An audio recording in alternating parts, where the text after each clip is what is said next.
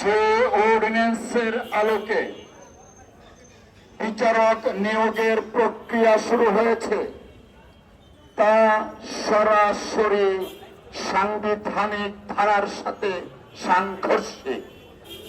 মাননীয় প্রধান বিচারপতি, আমরা সুপ্রিম কোর্টের আইনজীবীবৃন্দ আপনার যে এই প্রধান বিচারপতির ব্যক্তিত্বের একটা প্রতিষ্ঠান, একটা চেয়ার, সেই চেয়ারটা প্রতিষ্ঠানটার মান অক্ষুণ্ণ রাখতে চাই।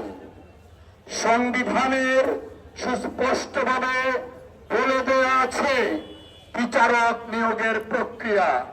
আপনার সাথে কনসালটেশন করে বিচারক নিয়োগের প্রক্রিয়া শুরু করতে হবে। তাতে ডেভিয়েট করে একটা অর্ডিন্যান্স করা হয়েছে। সেই অর্ডিন্যান্সে কারা আছে? শুনতে পারলাম সেই অর্ডিন্যান্সের মাধ্যমে যারা প্যানেল হয়েছেন, সেই প্যানেলের একজন মেম্বার জয় বাংলাকে জাতীয় স্লোগান হিসাবে প্রতিষ্ঠা করেছেন। ওনার স্ত্রী আবার ভাইবা দিচ্ছেন ওনার কাছে। আইনজীবী বন্ধুরা একটু খেয়াল করুন, তিনি জয় বাংলাকে জাতীয় স্লোগান বানিয়েছেন, আবার তার ভাইবা বোর্ডে তার স্ত্রী, যিনি আওয়ামী লীগের সময় ডিআইজি ছিলেন, তিনি বিচারক হওয়ার জন্য ইন্টারভিউ দিচ্ছেন। বন্ধুরা আমার, এই জন্য কি আমাদের আইনজীবী সমাজ গ্রেফতার হয়েছিল, নির্যাতন ভোগ করেছিল, এমিও আহমেদ আত্মহত্যা দিয়েছিল? এই জন্য কি আমাদের হাজার হাজার ছাত্র জনতা আত্মহত্যা দিয়েছিল? এই জন্যই কি সারা বাংলাদেশের দামাল ছেলেরা হাসিনাকে ভারতে পাঠাতে বাধ্য করেছে? প্রিয় বন্ধুরা আমার, আজকের এই সভা অত্যন্ত সুস্পষ্ট।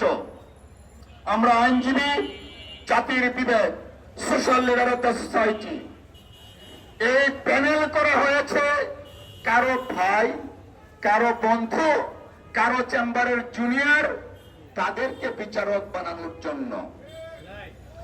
আমরা দৃঢ়ভাবে বিশ্বাস করি স্বাধীনতা উত্তর বাংলাদেশের যোগ্যতা, দক্ষতায় অন্যতম প্রধান বিচারপতি হচ্ছেন আজকের প্রধান বিচারপতি।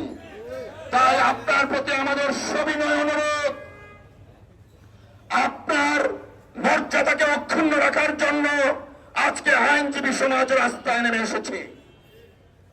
আপনার চেয়ারের মর্যাদাকে সমুন্নত করার জন্য আমরা রাস্তায় এসেছি। সংবিধানকে সমুন্নত করার জন্য আমরা রাস্তায় এসেছি। আমরা দৃঢ়ভাবে বিশ্বাস করি এনাফ ইজ এনাফ।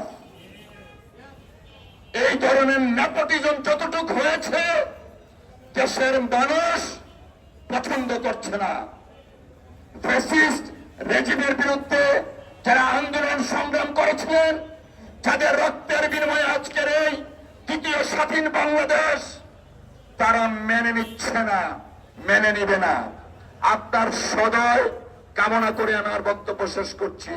আল্লাহ হাফেজ। বাংলাদেশ জিন্দাবাদ।